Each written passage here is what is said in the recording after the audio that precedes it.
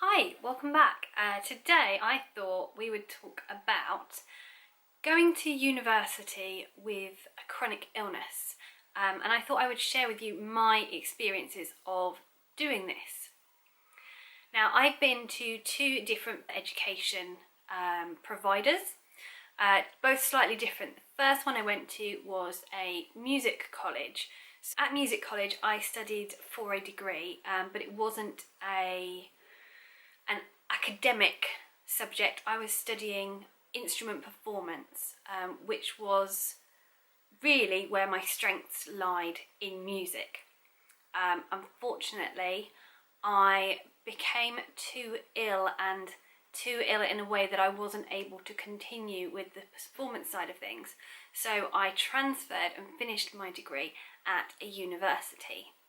Before I started music college, I went along to an assessment. I applied for Disabled Students Allowance. Now, Disabled Students Allowance is there to help with things like providing equipment. I went along to my assessment and there was a range of different options available to me. They were really nice and they genuinely wanted to help and provide me and other students with as much support as they possibly could. So I received a laptop, I received specific musical notation software, I received a printer because I have difficulty with writing and with reading.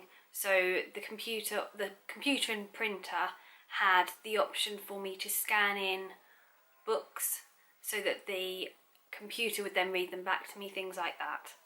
I was also given a coloured lamp, which I really didn't feel I needed because I've got my glasses. When my glasses colour is wrong, it gets changed. But they provided me with it for kind of the times when my glasses weren't quite right, and I was waiting for my new glasses to come through. I never actually used it, and I kind of feel a bit bad because it was paid for me, but I also said I'm not going to use it, but they insisted. My concern was that when I put it on, trying to set the colour up would actually make me more poorly and I wouldn't get as much benefit from it to kind of warrant that period of time where it made me really poorly. So at music college I think I had 3 lectures per week and they lasted for an hour. Everything else was instrumental lessons, orchestra rehearsals, and then there were some electives which were all practical. I was also expected to do 3 hours of practice per day, which unfortunately, because I was beginning to become symptomatic with my hypermobile Ehlers-Danlos syndrome, I wasn't able to manage. I moved into halls of residence and for the most part they were really supportive and understanding of my conditions and my needs. At the time of going to university, I had Mears-Arlen syndrome, which is a visual perception disorder. I had Bacilla type and hemiplegic migraines.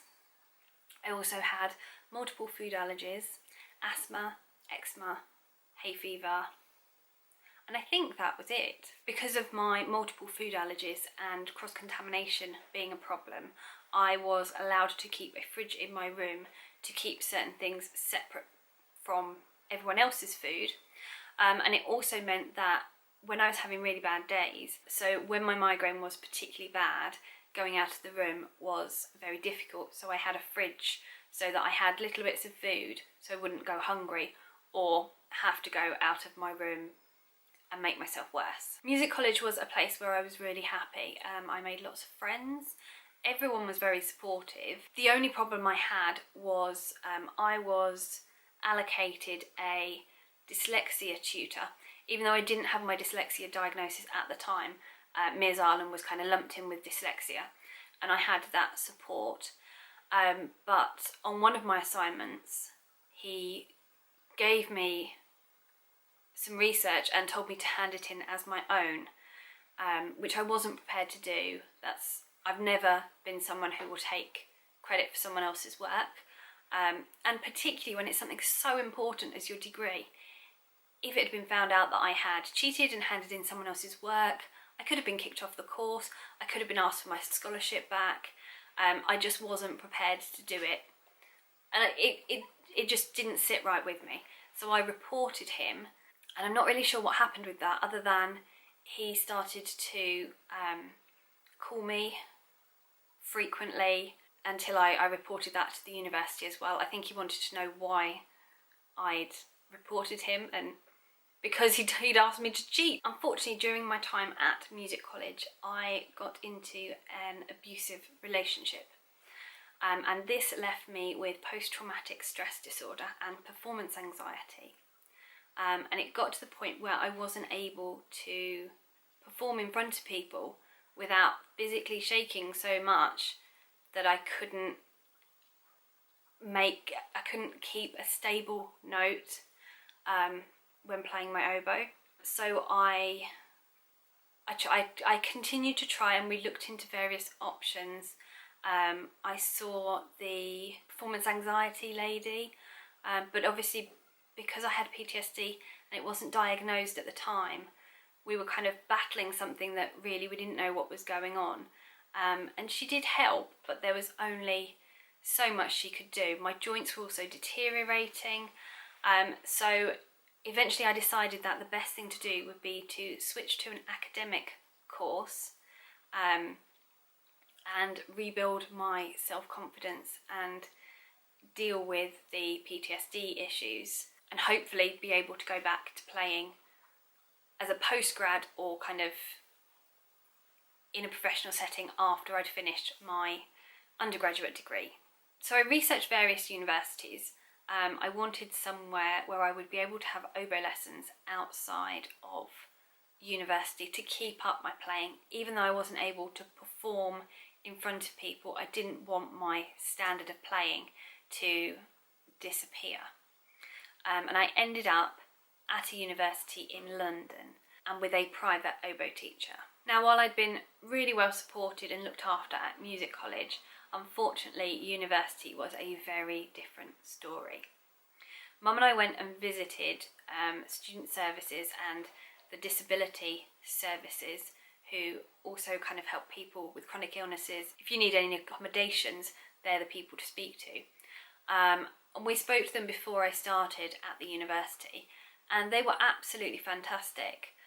We both left the meeting feeling really positive that this was going to be a good thing for me. It was going to be a good way forward. And unfortunately that really wasn't the case. So when I arrived at university, my lecturers hadn't been made aware that I needed handouts to be enlarged onto A3 paper. They also weren't aware that I can only read black text on a white background, so most of their slides kind of had coloured text and coloured backgrounds and were very visually overwhelming with lots of pictures and things like that, which was really difficult for me, but also for them. They shouldn't have been put in that position. Mum and I had both agreed that in this meeting that we'd had beforehand, that my lecturers should be made aware of my conditions. They should be made aware that I can lose consciousness. They should be made aware that I take a little bit longer to read, that I need enlarged copies, and that I can only read black text on a white background. So that was the first hurdle we all had to overcome with me moving to university. Unfortunately, my medication had also just been changed, and it didn't work, and it actually made me more poorly with the side effects. So when I first lost consciousness, nobody knew what to do because student services hadn't even told them it could happen. I tried to make as many people aware as I could. We ended up with quite a few really difficult situations where people didn't know what to do and didn't know that it even could happen, and that could so easily and should so easily have been avoided. Unfortunately, university was a very difficult time for me, and it wasn't a happy place for me. Not only was I dealing with post-traumatic stress disorder and the performance anxiety side of things, my joints were getting steadily worse and I didn't know why. My migraines were really uncontrolled entirely. I was losing consciousness several times a day. And I was also fighting against the attitudes of a lot of people at the university. Despite me successfully passing all of my modules in my first year at the university, which was the second year of my degree, the university tried to force me to take a year out to come back the year after. And I'd already put my education and effectively my life on hold. I did my first year at music college and had to take a year out. I then did my second year at music college and had to take a year out, and that was of a 4-year course. So then I moved to London. I did my second year, and they were trying to force me to take another year out before doing my final year. And that was all because the university doctor misread a letter from my neurologist. So instead of spending the summer between my second and third degree year doing extra reading for the upcoming year and finishing off other pieces of work and genuinely just taking care of myself and kind of working through some of the PTSD issues I was having, I had to fight the university to go back in September, and that was really difficult, really frustrating, and I don't feel should have happened, because it was just that she had misread my consultant's letter and misinterpreted it. We got someone in this kind of student services body involved, and she was just as horrified as we were. So I had like a student ambassador who was kind of trying to support me through that and help me fight. She said that unless I had failed any of my units, the university really had no grounds for asking me to take a year out. And she read my neurologist's letter, and she said that it all sounded very positive. I was starting new medication, and actually, ideally, I should have started the new medication and come off the old medication. But the university doctor put her foot down and said that she wasn't happy with me coming off the medication that was causing me so many awful side effects. I lost 1.5 stone in about a month. I went down to 7 stone. I was having cognitive difficulties. I couldn't get a sentence out. I'd managed to get 3 words out, and then there'd be a pause, or and I'd have to stop and think about what I was saying. And we knew that this medication was causing these side effects.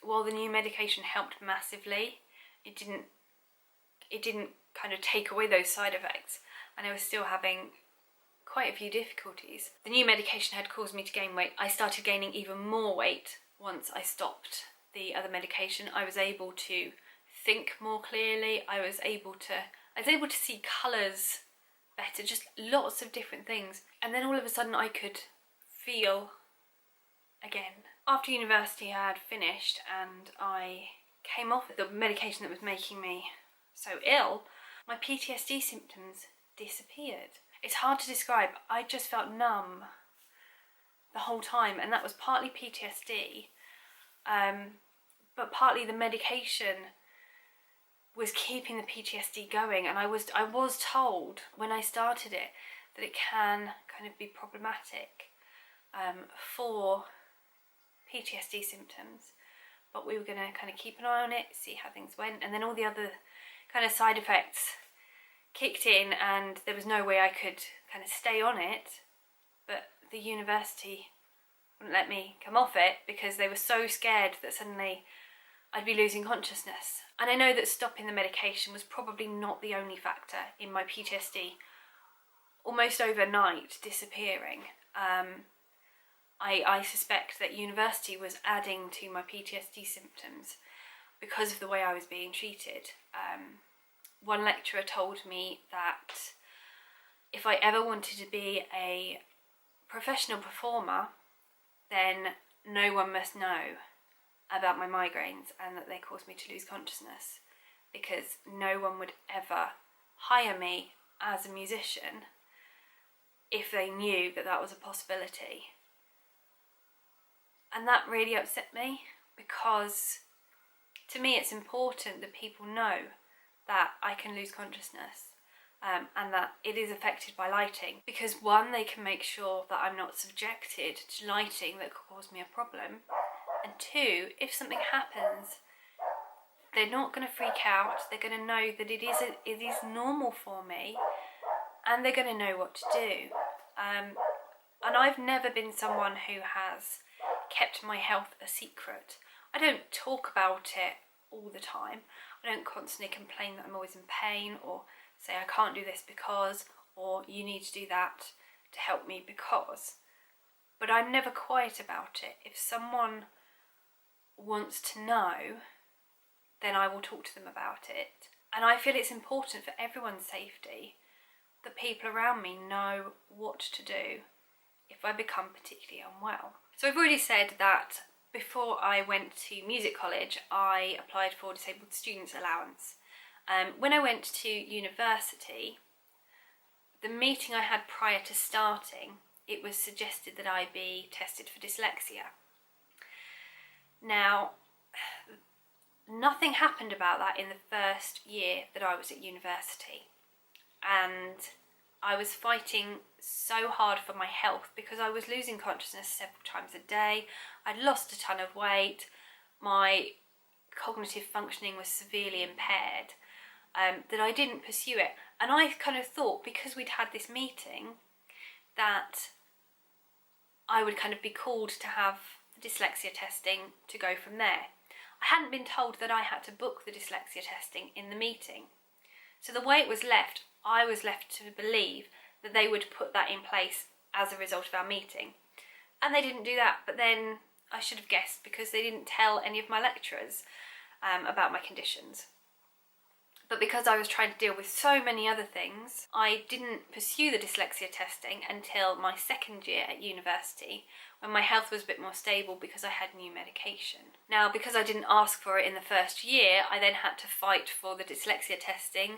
They questioned me as to why I hadn't come forward sooner, and I had to explain that I'd been so ill that it just wasn't possible. So that was what I was dealing with. I was trying to deal with my photosensitivity and dealing with the impact it had on my migraine and dealing with all these symptoms as a result of the new medication. So I couldn't pursue the dyslexia testing because honestly I was barely keeping my head above water as it was. After I'd pursued the dyslexia testing, I found out I do have dyslexia, and they started to put a few things in place, including additional assistive technology. I didn't have all of the assistive technology put in place until the last official day of my degree, when I'd already handed in all of my assessments and had my final mark back. I don't know why it took so long. There were bits of equipment to be delivered, there was training on the equipment to be done. I don't know why they bothered if it wasn't going to be done for it to be useful. I really don't. And I feel let down in so many ways by the university. So while my accommodation at music college was pretty good and I had a lot of support, unfortunately when I was at university it was a different story, and then that also added to the difficulties I was facing. So one of the halls of residence I was in, my room was absolutely boiling hot all the time. Winter, summer, didn't matter when it was so hot. I lived with the windows open. The windows were only shut, and I'm talking in the middle of winter. The windows were only shut when I left the room. It was that hot. The wood of my oboe warped because of going from the heat of my room to the temperature outside my room, which even on a hot day was nowhere near the temperature of my room. It warped and ended up cracking. And the wood of my clarinet warped so that you've got a metal bit that goes onto a bit of wood. The wood contracted and expanded so much that the metal ring ended up loose and continuously falling off my clarinet. So not only was it unbelievably hot all the time, so it made getting to sleep really difficult. I was also really near quite a few clubs, so I would regularly be woken up at 2 in the morning by music, by people screaming, by people swearing, by people just being noisy because they'd been drinking. And sleep is really important to me. It affects my migraine. So the university halls of residence were having an impact on my health, and uni then weren't supporting my health. So the university halls of residence were making me worse. And I tried to speak to them about the heat, and I was ignored. I should have billed them for having to have my oboe fixed for the crack, and having to have my clarinet sorted. I should have done. But I was too ill. I was fighting so many other battles that it just wasn't one that I could muster the strength to manage. This wasn't the only issue I faced. I remember one time when I had been taken to A&E the night before, and I had a meeting with my tutor. This was my first tutor. I requested to change tutors after this experience. I dragged myself out of bed. I'd been unconscious the day before, to the point where people were concerned that it had been like over 5 minutes. So they'd called an ambulance. I dragged myself out of bed. I went to the meeting. I sat outside and waited because the door was locked, and my tutor didn't turn up. So after an hour of waiting, under fluorescent lights, which make my migraine worse, I went back to my room and sent her an email. And it turned out that someone had told her that I had been in hospital, and she had assumed that because I'd been in hospital, I wouldn't be making the meeting. But she hadn't got in contact with me to say, I'm really sorry, I've heard you've been in hospital. Make sure you take today, forget the meeting, we'll reschedule it, take today to kind of get yourself feeling a bit better. She just didn't turn up. So I'd made that effort when I could have been resting. I could have been getting myself kind of to a better place with my health, but I didn't, because I had a meeting, and it was important for me that I make that and I didn't cancel it. It was safe for me to go in, so I did.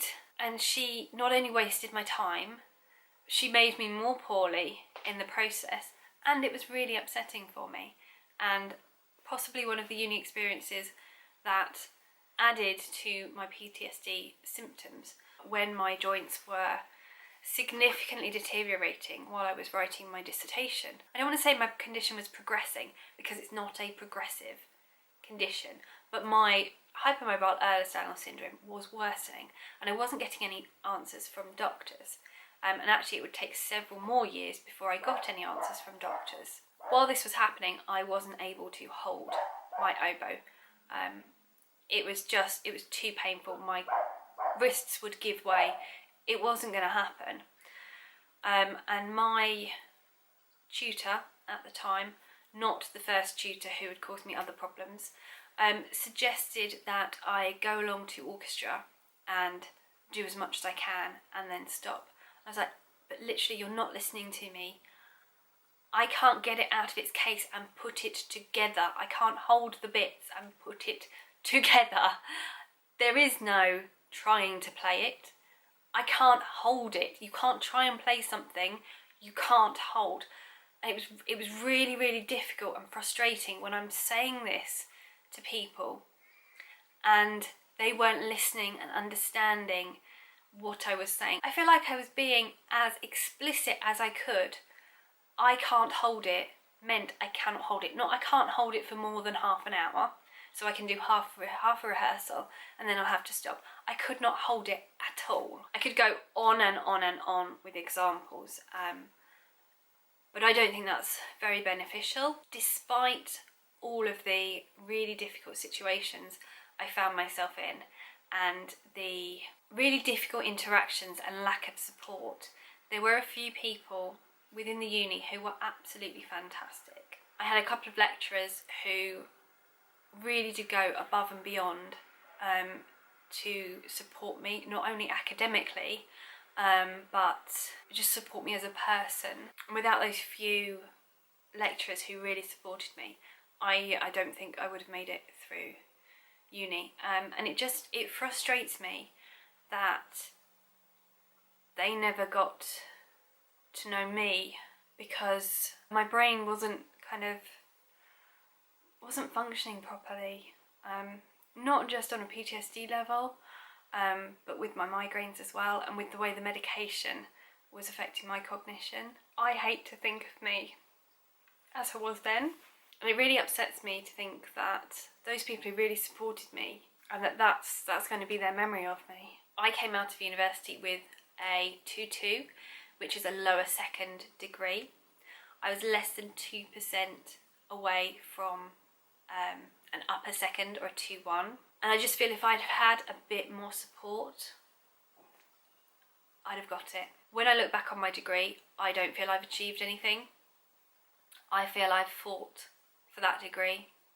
I don't feel any achievement, and that's really quite upsetting. I haven't been in the position where my classification has impacted me getting a job.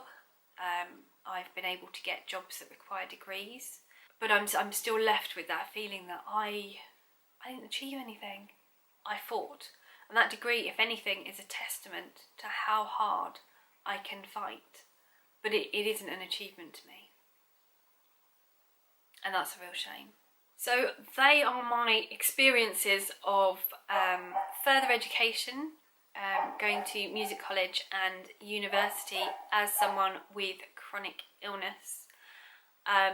Please, if you're going to university soon, don't be put off by my experience of uni. My experience of music college was absolutely amazing, and I think part of that was because it was the right place for me, and it was the right course for me. It played to my strengths. University definitely didn't play to my strengths. And then on top of being particularly ill, university lectures I found a lot harder than music college. They were 3 hours long, and I had several a week rather than 3 one-hour lectures. There were very few practical sessions. I was part of the orchestra, and I did a couple of other small bits and pieces, but it was largely an academic course. And if you are heading to university in September, I have put together some tips on attending university with chronic illness. These are things that I've learned through my own experience, and through going to somewhere that's really good, and also somewhere that really hasn't supported me at all. You can find those on my blog, and I will link them above and also in the description bar for you. So thank you very much for watching. Good luck if you are getting your A-level results in the summer, and I will speak to you soon. Bye!